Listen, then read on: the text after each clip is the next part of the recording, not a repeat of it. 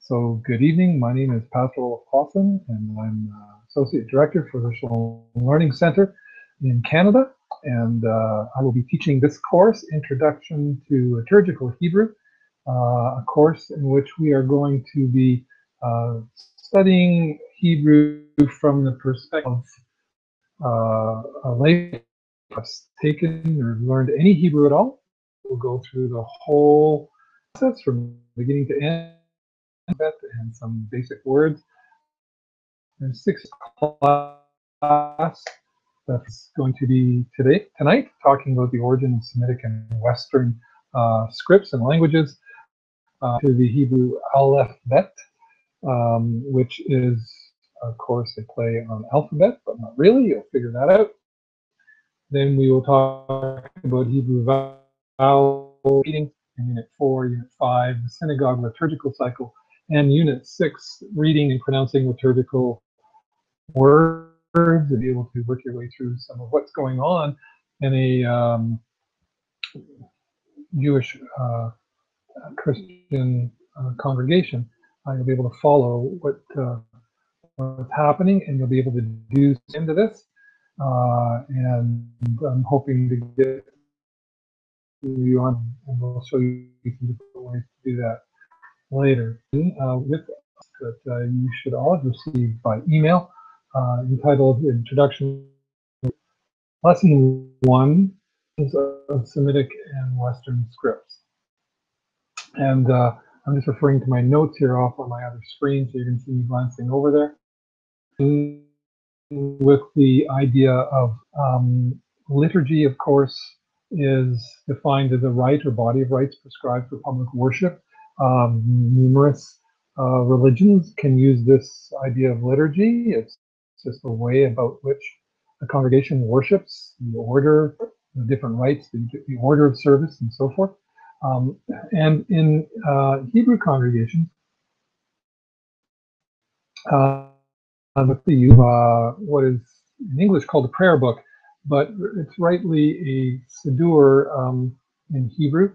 And I have a copy of one of 3 different kinds. We've talked at the Shalom Learning Center before, but about the differences between Reform, Conservative, and Orthodox Jewish congregations. This is the Reform siddur, which you will see a picture, the cover of it in your notes. And I'm going to just share it also in your notes.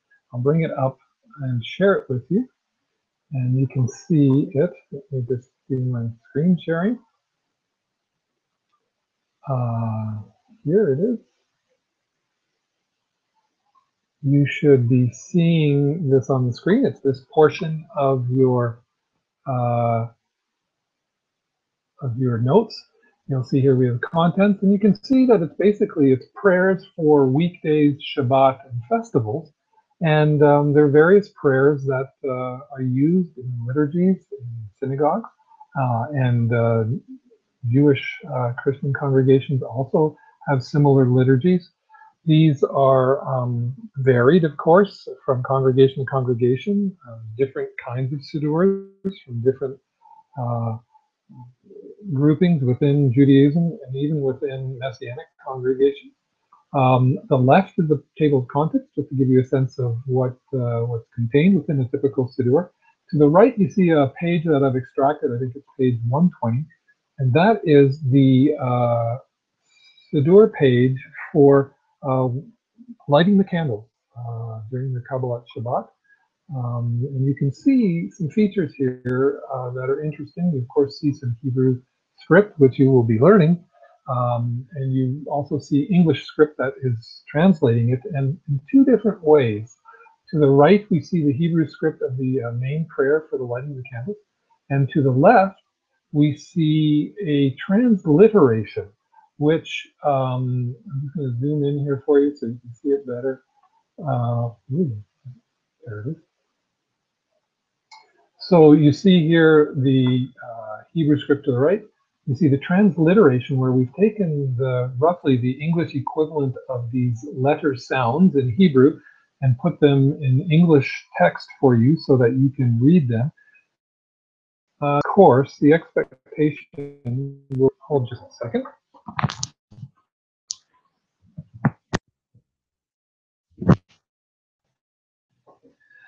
During this course, the expectation is that you'll be able to read what's on the right, at least to sound it out. You will not necessarily know what all the words mean, but by the end of the course, you should be able to read that text. And I would like you to be able to offer some of these prayers, like the Shema, like the Aaronic blessing, like the lighting of the candles, in Hebrew. And we're going to let you use the transliterations to be able to do that. So here we see in transliterated Hebrew, Baruch atah Adonai Eloheinu melech haolam, asher kitshenu b'mitzvotav, v'tzvenu lahadlik ner shel Shabbat, which means, and you see the translation of it underneath, blessed are you, Adonai our God, sovereign of the universe, who hallows us with mitzvot, commandments, commanding us to kindle the light of Shabbat. So this is, by the time this course is over, you should be able to look at the different sense of that. And you'll even be able to Hebrew sounds and letters, and you'll see the transliterations and you get the translation as well.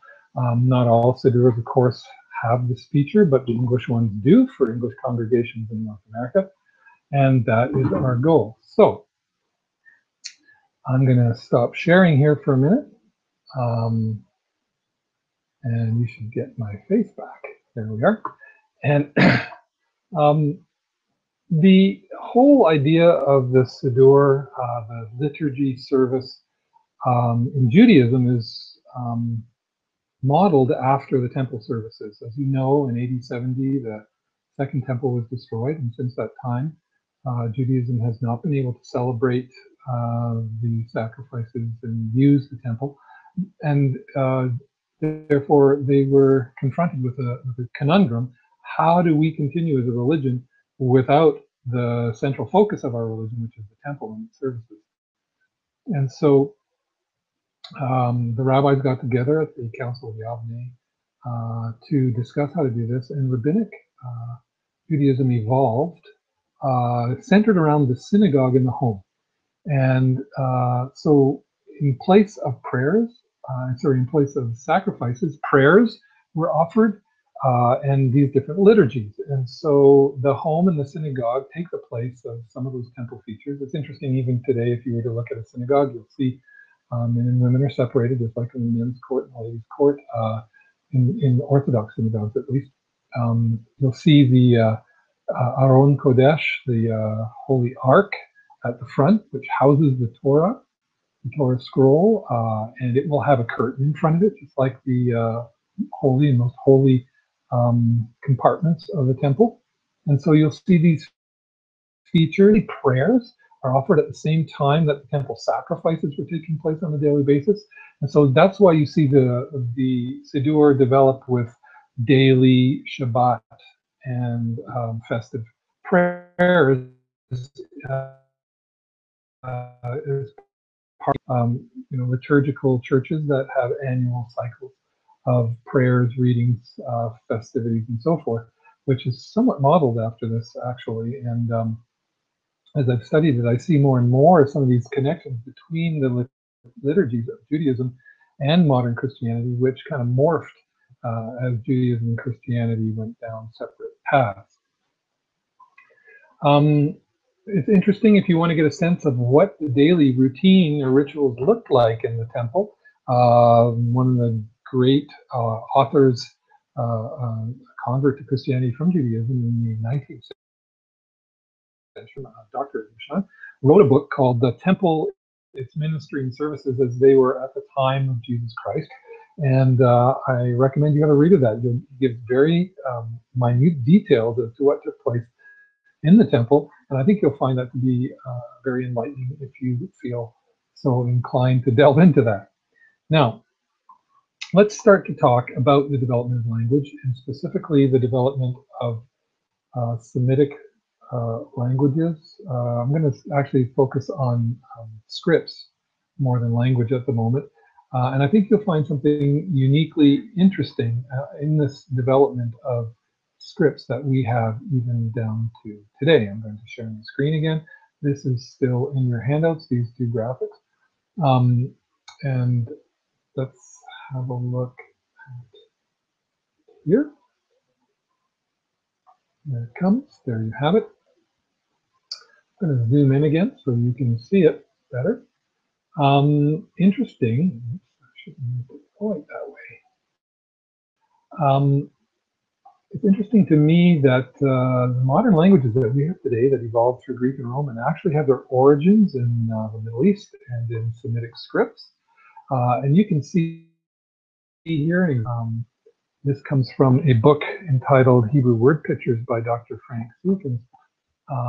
And here he demonstrates for us the development of the letter A. And we have this word in English, alphabet. The letter A in Hebrew is aleph, and the letter B in Hebrew is bet. And so alphabet is the way it came across into Greek, but it would rightly be called aleph bet in Hebrew and in its original form.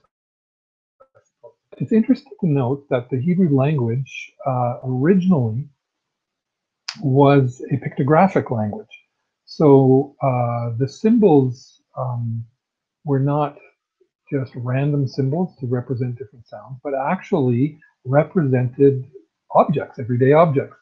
And when brought together, formed words. And what's unique is, in a sense, you can still go back and look at these words in Hebrew and then look at the corresponding symbols, and it will speak some interesting things to you.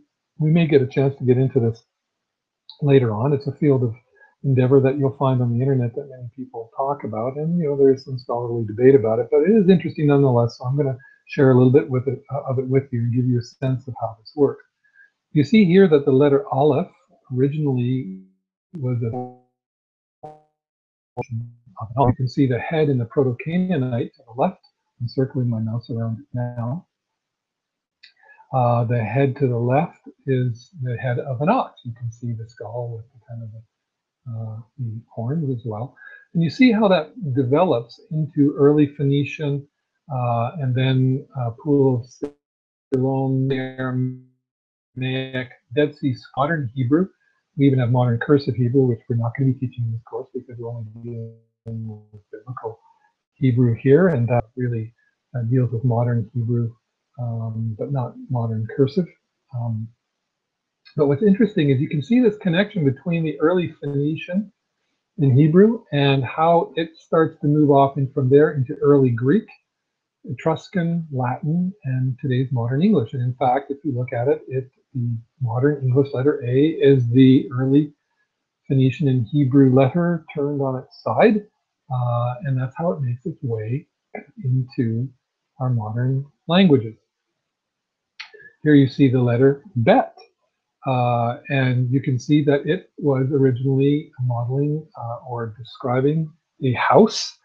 And you can see how it's formed that tent-like structure, how it makes its way through Proto-Canaanite and on all the way to the modern Hebrew Bet here, which I'm circling now with my mouse. I hope you can see that.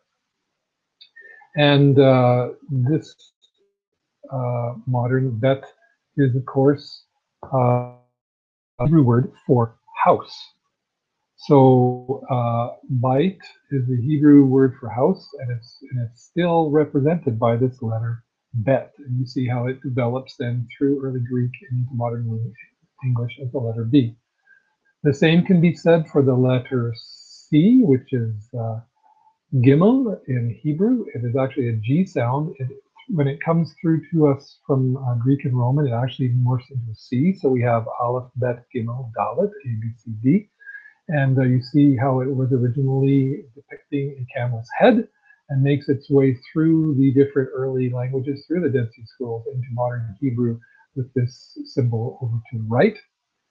But ends up becoming the letter C and G in modern English. K, G are similar sounds. One is harder than the other. And they end up becoming two separate letters in the English language. But originally, this was the G sound. And in fact, Gimel means camel in Hebrew. We also have the letter D, which is Dalet, which was to be a depiction of a door or a flap-like door in tent, as you can see here, and how it develops into the modern day Dalet, which doesn't really look much like it. It's kind of lost some of the features of the early symbol, and that is depicted here. Another website that yeah, I got it here, ancienthebrew.org. And again, you can see this how this carries through a little bit more graphically into the letter A. It's interesting to note that all of the Hebrew letters, also the same in Greek and Roman, all the letters are actually numbers as well. So Aleph in Hebrew is the number one, and that's why you'll see this numeric representation here, and it's still used that way in Hebrew. And biblical and the Ten Commandments are numbered, Aleph, Bet. So you can just see here in these depictions how that develops into these different letters. B. It's interesting, the modern Hebrew Beit here, Bet here, has some similarity to the number two. We also see Gimel, how it develops, how it starts to turn and spin and gets different forms in Greek and Roman. You can see how that carries forward in both Gimel and Dalet. The number four, it's interesting, doesn't that look similar to this late Hebrew depiction of it? So you can see how some of these came together. Now, just by way of interest, I used to teach computer science at one point. We talked about number systems, numerical systems, and I just mentioned to you that Hebrew and Greek, the letters are numbers as well. But how did we end up with our numbers together by the number of angles in the character that symbolize that number? And you can see the different angles and how that all worked out and evolved into the modern numbering system we have today. And so you can see how these things evolve over time. They start to become simplified for the sake of efficiency. And that's certainly what's happened in these ancient systems. I'm just going to stop sharing here my screen, come back to you. So in these ancient lettering systems, you see this simplification happening, and that would certainly be the case. So Hebrew today, and modern Hebrew, even biblical Hebrew, no longer really carries the idea of a pictograph at its basis, but it does have some indirect links to it still. So in Hebrew, the word ab or ab represents aleph and beit. These two letters represent the idea of father. It means father.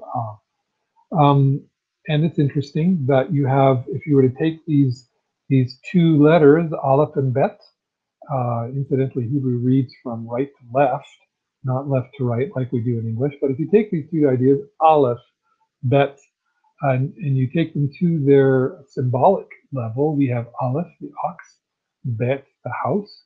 And interestingly enough, you have the idea that remains of the strength, the ox, or the strength of the house. And father is, of course, to be the strength of the house, I think both biblically and even in today's thinking. So you can see how you can get to some interesting levels of interpretation as you start to pull these words apart. And so Hebrew is a very deep, deep language. You know, I want to ask my professor, Dr. Bolotnikov, what was the original language in the Garden of Eden? His answer surprised me. He said he thinks it's Aramaic. But we know that in the scriptures, the Tower of Babel incident, the languages were confused. His perspective is that they were confused, but those who were faithful were the line of Seth, that come out of the garden with them, and that was Aramaic, and that was handed off to Abraham, who came from Ur of the Chaldees. They spoke Aramaic in that area. He went up to Ur, from Ur up cross over into Canaan, and it's in Aramaic related languages. I would say that Hebrew is a subset of Aramaic, or it's a offshoot of Aramaic. And literally, Hebrew means Ivrit, and Hebrew means to cross over. And so these are the ones that crossed over the Jordan River into the land of Canaan. And so the Aramaic and Hebrew are very similar languages. They have a lot in common. And to this day, of course, Jewish people, there are parts of the Old Testament, parts of the Tanakh, which are written in Aramaic. Discussions with Nebuchadnezzar in the book of Daniel, and Ezra, a few places as well.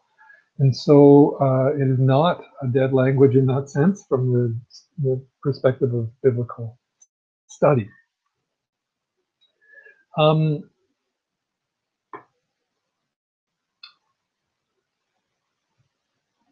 the next thing I want to show you, I'm going to share my screen here, is the Dead Sea, Cave 11.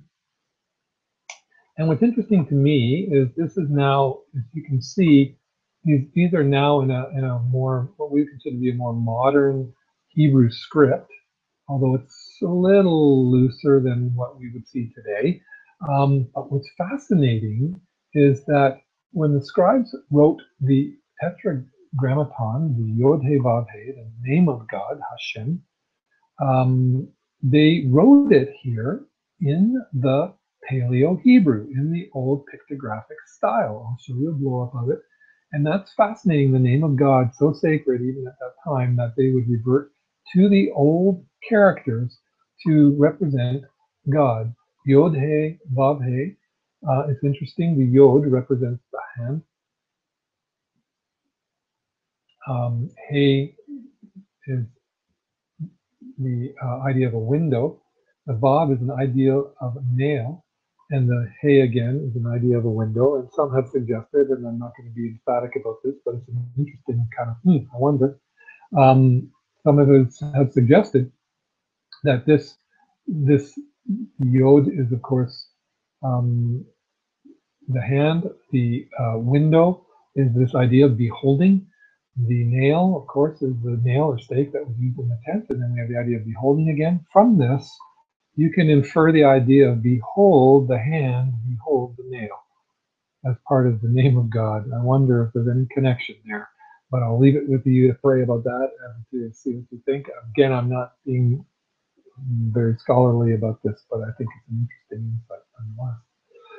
So the question is, what language did Jesus speak? And I think anyone who has studied scripture for any period of time would probably respond that Jesus, with the idea that Jesus spoke Hebrew. And this is a debated topic, but I would say certainly Jesus had an understanding of Hebrew. The common language of his day in the Galilee was probably Aramaic. Hebrew more commonly spoken in Jerusalem and Judea, the areas around Jerusalem. And there was, of course, Greek was part of the empire at the time, and so they may have known some Greek loanwords, but certainly Jesus conversed with his disciples in Aramaic, and perhaps certainly Hebrew in terms of praying with them, saying the Shema. We see in the book of Mark that Jesus refers to the first few words of Shema when he's asked what the commandments are. So, Hebrew and Aramaic, of course, were the language of Jesus. Now, the letters that we use today that I've shown you, the modern script, and I will be showing you in a moment, they are not, of course, the paleo pictographic scripts that we've seen. Just kind of showing you. They are known as the Babylonian script. When the Jewish people went into captivity, into Babylon, they lived there for 70 years, and they came back with this modern stylized script, biblical Hebrew that we see today. I can show it to you. I will show it to you actually here in this next page quickly. And so it's interesting that it is the script that came from Babylon and used today. Jewish rabbis, I should say, would certainly call the Hebrew language the Lashon Kodesh, the holy language, uh, and they have taken Aramaic parts, different Aramaic writings that they have, even from Babylon, the rabbis in Babylon, and you'll see this often in the same Babylonian script. Um, Certainly, we think that the Gospel of Matthew was probably penned in Hebrew originally, because it was to the Jewish people. The early church, the Syriac church today, the churches of the East, contend that they have the scriptures as close to the originals as possible, and that they believe that they were written in Aramaic, not in Greek. And so we have this kind of debate, although most scholars will certainly say that the greatest evidence is for Greek and would find it more ridiculous to suggest that. But this is the contention of the Church of the East even to this day. Um, we do have interesting versions in Aramaic. I have one here. It's called the Aramaic English New Testament, and I can show you a page of it. You can see, I'm trying to get this, you can see it. Perhaps you can see that it's actually Aramaic language in the Babylonian script, in the same script that we see in the Bible, and then the English translation. But you can represent these different languages, of course, in Hebrew. And we have the Dalish Hebrew Gospels, which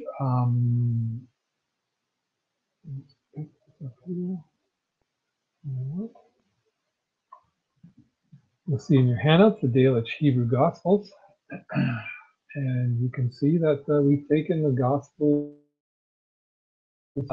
Dalish took them from Greek and back translated them into Hebrew for the Jewish people. This is a version that's put out by Vine of David, which has some English, insight, so you can look at it in the Hebrew, get the idea, and kind of take it back to Jesus' day, get a sense of some of the cultural words and usages, and how they would have sounded, what words Jesus likely would have used, speaking to his disciples, like tzedakah, you see here, notzri, akach, and so forth. These different words are explained, and then on the opposite page, it's the English translation. It's an interesting translation. I recommend you get it if you have an opportunity. What's interesting, and some scholars now are zealously undertaking to back translate the New Testament into Hebrew, and what they're finding is some interesting things, that some of these phrases in the Greek, which seem awkward or strange, some of these phrases are actually much clearer when we back translate them into Hebrew, and we get the sense that these are words that were used in rabbinic writings and ancient writings, and it gives us a lot more clarity uh, um, on the New Testament and the Hebraic roots of Christianity. We see some ideas like different Hebrew idioms that are being used, rabbinic shorthand, things that we see in other rabbinic writings that really help us to have clarity. And maybe in another class we'll talk about some of those Hebraic idioms and so forth to help you better understand your Bible and your New Testament. I was going to do an exercise with you on thinking in Greek and Hebrew. I'll save that for next week. So someone remind me, and we'll talk about this idea of Western forms of thought versus Eastern forms of thought. It's important to understand as we delve into this language, which is indeed Semitic, and I'll give you an opportunity to find out if you think like Hebrew or if you think like a Greek. So let's keep that for next. Of course, that in rabbinic thought, Hebrew is the Lashon Kodesh, the holy language.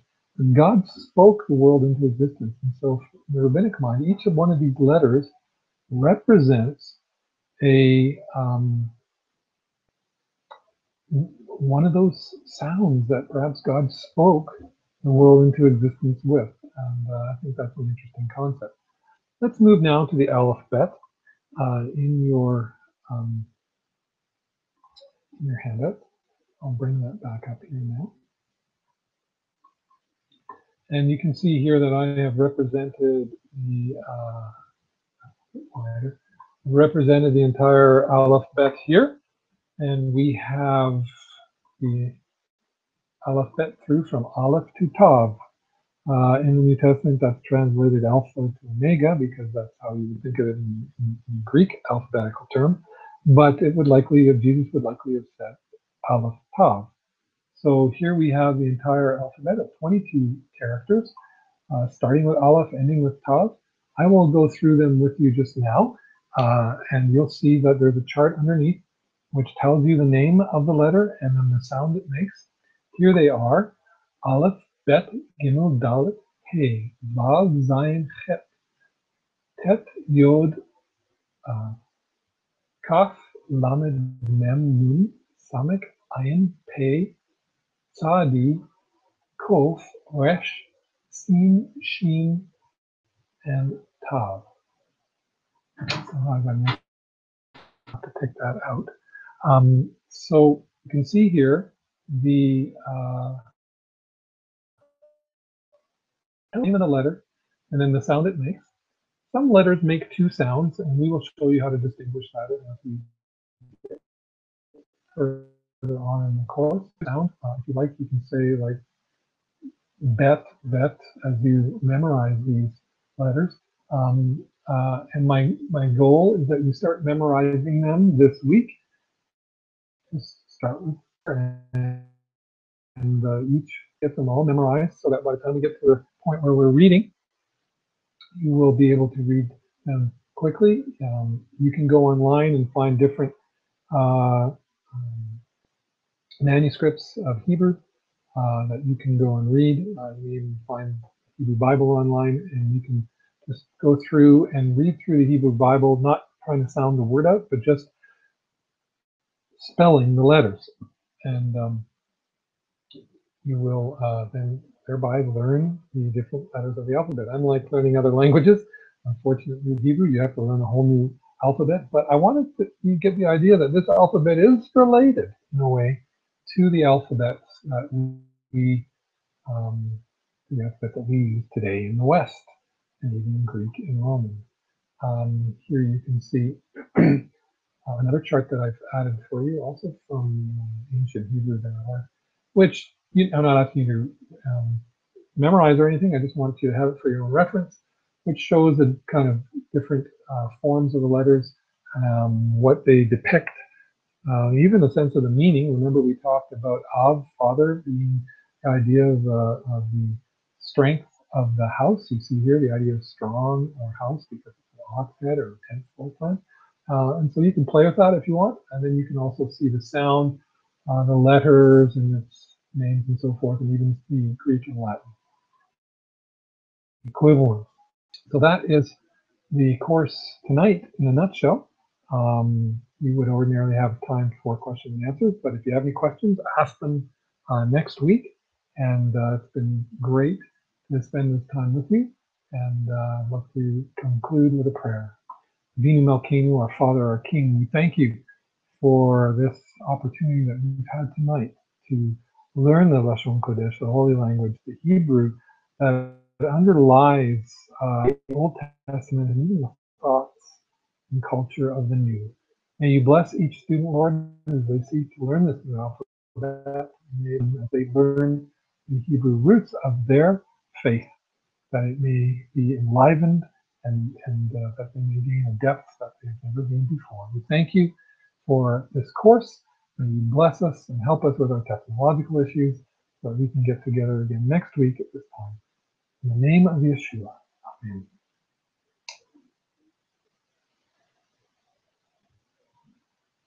All right, so we'll see you again next week, Thursday, 6 p.m. Hopefully we'll get this technology situation sorted out. I'm just going to edit this a bit. You will be able to see this at YouTube. And I'll send you a link if you haven't already got it. Thanks, and God bless. Until next week.